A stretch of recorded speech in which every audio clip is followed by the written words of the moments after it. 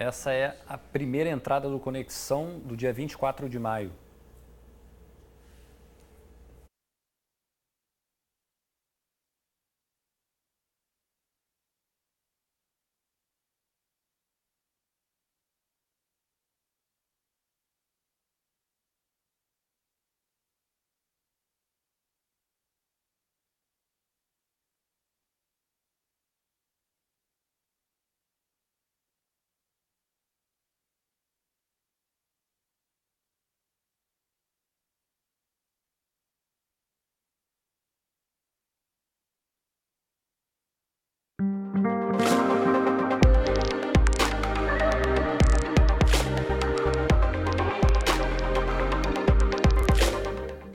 Olá, esse é o Conexão.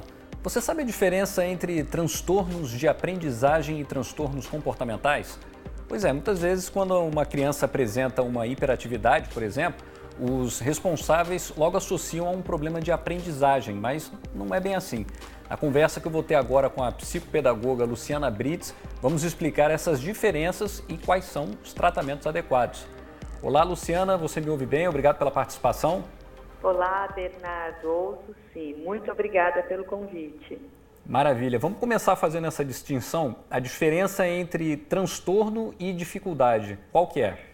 É muito importante fazer essa diferença, Bernardo, porque quando chega no nosso consultório, né, o consultório psicopedagógico, sempre chega a queixa de dificuldade de aprendizagem. E se a gente vê a estatística de outros países, nós temos aí 10 a 15% de crianças com dificuldade. No Brasil, nós temos quase 40% de crianças com dificuldade escolar. Bom, pensando nisso, dentre as dificuldades escolares, elas podem estar ocorrendo por diversas questões emocionais, sociais, pedagógicas. E uma dessas questões que pode estar ocorrendo são os distúrbios ou os transtornos de aprendizagem.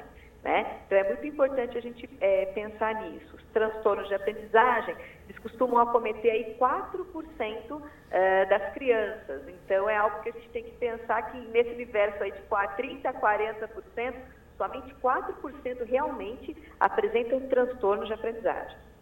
Agora, hiperatividade, por exemplo, Luciana, outra questão que é muito comum a gente ver, que é o déficit de atenção. Esses são transtornos ou a gente pode considerar como dificuldades? Então, o TDAH, né, o transtorno de déficit de atenção e hiperatividade, ele é caracterizado por um transtorno de neurodesenvolvimento. Ele é um transtorno mais que a gente pode estar falando aí comportamental. Ele pode vir associado com dificuldades de aprendizagem e também pode vir associado com transtornos de aprendizagem, como uma comorbidade. Mas é bom a gente lembrar que no caso do TDAH, que é o transtorno de déficit de atenção e hiperatividade, 30% dessas pessoas não têm dificuldades escolares, então por isso que a gente tem que tomar muito cuidado, né? Às vezes essas crianças, elas não dão problemas na escola em termos de conteúdos escolares, dão problemas sim comportamentais, emocionais e outros problemas. A gente está falando aqui de hiperatividade, só para a gente entender um pouquinho melhor, o que seria a hiperatividade? A hiperatividade é uma agitação que causa prejuízo, né? É muito importante a gente diferenciar isso. Muitas vezes a gente acha assim, aquela criança lá, ela é um pouco agitada, ela já é uma criança hiperativa. Mas a gente tenta entender esse viés da hiperatividade, quando ele causa prejuízo em vários lugares, na escola, na igreja, na família, acompanhada de várias pessoas diferentes. E essa hiperatividade, ela acontece por mais de 6 meses, 7 meses, em várias ocasiões, entendeu? Então, essa hiperatividade, que é essa agitação extrema, falta de controle motor, dificuldade, impulsividade na relação com os movimentos e com as pessoas, né? E impulsividade comportamental também. Então, isso a gente pode estar caracterizando como uma hiperatividade.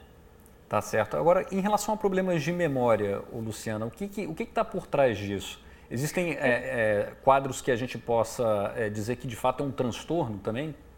Sim. No caso do TDAH, por exemplo, nós temos crianças, né? Temos um perfil aí que vai do hiperativo e impulsivo e temos o perfil do desatento, né? E o que a gente pensa nessa questão da desatenção? Ela está muito ligada à memória. A gente fala que a atenção, ela é o porto seguro da memória, ela é o que dá embasamento à memória. Se eu não tenho um bom nível de atenção, eu não vou ter um bom nível de memória. Então, é aquela criança que você acaba de explicar, às vezes esquece, enfim. Só que isso não quer dizer que todas as crianças que têm um problema de memória tenham um déficit de atenção. Nós temos sempre que estar antenados aí para ver o nível atencional dessas crianças, porque é através da memória que solidifica a aprendizagem, né? Agora, existe algum gatilho para esses problemas, Luciana? Alguma coisa que geralmente aconteça ali na atividade escolar que possa desencadear esses transtornos? Então, na verdade, os transtornos, tanto de aprendizagem quanto TDAH, eles têm um viés aí genético, né? Eles têm tanto influência genética quanto ambiental. Por exemplo, a gente sabe que filhos, né, que os pais já tiveram distúrbios de aprendizagem, né, como dislexia, descalculia, desortografia, disgrafia, eles têm mais chance, esses pais, de terem filhos com esses transtornos. E o mesmo acontece com os pais que têm TDAH ou alguém na família, né? Mas nós também temos uma causa ambiental, por exemplo, no caso do TDAH, nós já temos comprovação científica de que mães que usam cigarro durante a gestação têm mais risco de terem filhos com TDAH. Crianças prematuras também têm mais risco de ter transtornos de aprendizagem e TDAH. Então, essa interação genético-ambiental, ela é muito importante, tem que ser muito bem vista. A gente falou aí da hiperatividade, do déficit de atenção. Quais são os outros transtornos mais comuns?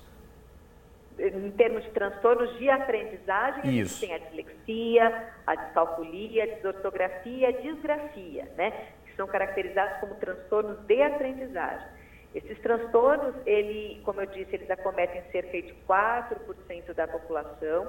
E para a gente estar fazendo uma avaliação desses transtornos, é muito importante uma equipe multidisciplinar, né? A gente fala que esses transtornos, eles são um diagnóstico de exclusão, porque nós temos que excluir problemas emocionais, problemas pedagógicos, problemas sensoriais, inclusive deficiência intelectual, porque essas crianças, elas são crianças inteligentes. O que acontece é que existe uma disfunção nos neurônios, né, nas áreas cerebrais de leitura, escrita e cálculo dessas crianças, e que não dá para a gente ver por exame nenhum, né, porque são alterações tão microscópicas, né, os neurônios ali, então não dá para a gente ver por exame, por isso que precisa fazer uma avaliação clínica.